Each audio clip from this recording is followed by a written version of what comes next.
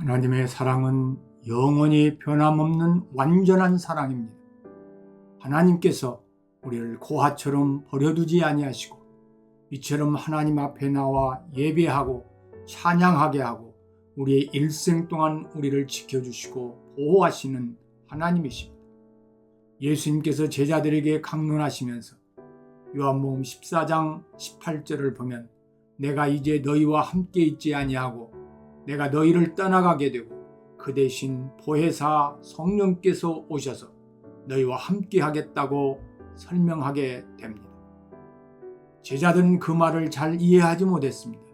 보혜사라고 하는 말은 위로자, 우리를 돕는 자라는 뜻이 있습니다. 보혜사는 헬라어로 파라클레토스인데 파라와 클레오라 하는 말의 합성어입니다. 우리 곁에 항상 계셔서 우리를 도우시는 분, 우리를 위로하시는 분, 그분이 바로 성령님, 즉 보혜사란 말씀입니다. 예수님께서는 보혜사로서 그 제자들을 양육하고 보호하고 가르쳤지만은 그러나 육신의 몸을 입었기 때문에 시공간의 제한을 받았습니다. 그러나 또 다른 보혜사께서 오셔서 이제 언제나 우리 안에 계셔서 우리를 천국 가는 그날까지 인도하시고 보호하시고 지키신다고 하는 격려의 말씀이 아닐 수가 없습니다. 보혜사 성령이 우리와 어떤 관계를 갖고 우리를 위해서 어떻게 역사하고 어떤 방법으로 돕는가 하는 것을 구체적으로 알아보길 원합니다.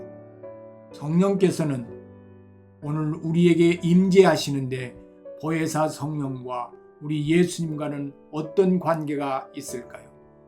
요한복음 14장 16절을 보면 내가 아버지께 구하겠으니 그가 또 다른 보혜사를 너희에게 주사 영원토록 너희와 함께 있게 하리니 그랬습니다.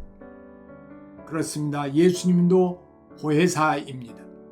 제자를 돕고 제자들을 양육하고 가르치는 보혜사였습니다. 그런데 또 다른 보혜사를 너희에게 주겠다고 하십니다. 그 보혜사는 바로 성령님을 의미하는 것입니다. 요한복음 14장 18절을 보면 내가 너희를 고아와 같이 버려두지 아니하고 너희에게로 오리라. 또 20절을 보면 그날에는 내가 아버지 안에 너희가 내 안에 내가 너희 안에 있는 것을 너희가 알리라 그랬습니다. 어떻게 합니까? 보혜사 되신 성령께서 우리 안에 오신다는 것을 가르쳐주고 있습니다. 그렇기 때문에 성령이 하시는 일은 무언가 하면 예수님의 이름으로 예수님의 사역을 준행하시는 분입니다. 그런 거로 예수 충만이 곧 성령 충만이고 성령 충만이 곧 예수 충만입니다. 성령이 무슨 일을 하십니까? 예수님의 사역을 대신하시는 분입니다. 예수님께서 이 세상에 사시면서 못다 하신 사역을 성령님께서 예수님의 이름으로 예수님의 사역을 대신해 주시는 것입니다. 그렇다면 성령님은 우리를 어떻게 도우시나요? 첫째, 우리의 기도를 도와주십니다. 보혜사 성령님은 우리가 기도하게 될 때 우리의 기도를 돕는 역할을 합니다. 로마서 8장 26절로 27절을 보면 이와 같이 성령도 우리의 연약함을 도우시나니 우리는 마땅히 기도할 바를 알지 못하나 오직 성령이 말할 수 없는 탄식으로 우리를 위하여 친히 간구하시느니라. 마음을 살피시는 이가 성령의 생각을 아시나니 이는 성령이 하나님의 뜻대로 성도를 위하여 간구하심이라고 했습니다. 둘째는 모든 것을 가르쳐 주십니다. 우리가 말씀을 읽고 말씀을 묵상할 때에도 우리를 도우시는 것입니다. 그래서 요한복음 14장 26절에 보혜사 곧 아버지께서 내 이름으로 보내신 성령 그가 너에게 모든 것을 가르치고 내가 너에게 말한 모든 것을 생각나게 하리라고 했습니다. 성경을 읽을 때마다 똑같은 본문이지만은 새로운 의미가 깨달아지게 됩니다. 첫 번 읽을 때 똑같은 본문 속에서 A라는 은혜를 받았으면 두 번 읽을 때는 B라는 은혜를 받고 세 번 읽을 때는 C라는 은혜를 받습니다. 이렇게 오늘 성령님께서 우리를 감동하게 하실 때 성경 속에 숨겨진 말씀의 비밀이 우리에게 깨달아지게 되고 은혜가 되고 말씀이 감동이 되고 말씀이 나를 주장하게 되고 지배하게 되는 것입니다. 대체로 진리 가운데로 인도하십니다. 성령께서는 우리를 진리 가운데로 인도해 주신다고 말씀하셨습니다. 요한복음 16장 12절로 14절에 내가 아직도 너희에게 이를 것이 많으나 지금은 너희가 감당하지 못하리라. 그러나 진리의 성령이 오시면 그가 너희를 모든 진리 가운데로 인도하시리니 그랬습니다. 얼마나 감격스러운 일인지 모릅니다. 하나님은 너무나 우리를 사랑하셔서 성령님이 우리 속에 오셔서 우리들 영원토록 아니 천국에 이르는 그 시간까지 우리의 생명이 마치는 그 시간까지 우리를 이 험한 세상에서 인도해 주시는 분입니다. 그래서 성경은 데살로니가전서 5장 19절에 성령의 감동을 소멸하지 말라고 말씀하고 있습니다. 성령께서 우리를 인도해 주실 때 우리 마음을 감동케 한다는 말입니다. 그때 성령께서 우리 마음을 감동시킬 때 그 성령의 감동을 소멸치 말고 성령의 감동대로 살아갈 때 성령의 인도를 받게 되는 것입니다. 넷째로 책망하십니다. 우리로 하여금 깨닫게 하시는 것입니다. 우리를 깨우치게 하시는 것입니다.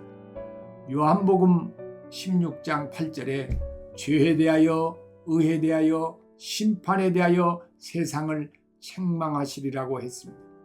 책망한다는 원어 뜻은 밝혀 드러낸다 또는 깨우친다, 알게 한다 그런 뜻입니다. 성령께서 하시는 일이 무언가 하면 우리 죄를 깨닫게 하는 것입니다.